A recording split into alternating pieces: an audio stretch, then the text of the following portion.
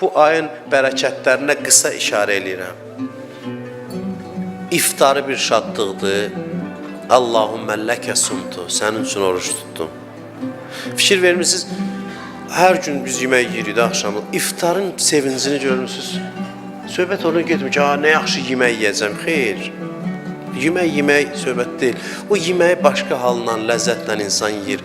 Fikir vermişsiniz, oturur insanlar, bir cənnətdədirlər. İftar süfrəsi bir cənnət süfrəsidir, həqiqətən. Evdə də olan da belədir, dostlarla da olan da belədir.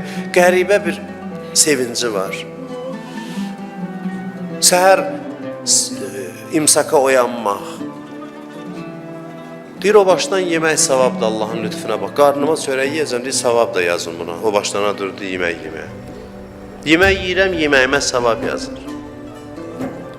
Ramazan ayının bərəkətlərindən biri budur ki, bizi nizam-intizama öyrəşdirir. Müəyyən, ən nizamsız adamlar nizamla yaşayır. Müəyyən saatda dururlar. Məsələn, xüsusilə məscidə gəlib gedən adamlar, yaxşı olar gündə cəmaat namazına gedəsiniz, gün ortalar, mümkünsə, işiniz yoxdursa, mümkünsə. Gələsən, məclis olur, məsələn, 1 saat orada otursan, axşam rejimlə yemək, eyni vaxtda səhər yemək, axşam yemək, bunlar hamısı xeyri var insanın, həm cisminə, həm ruhuna xeyri var.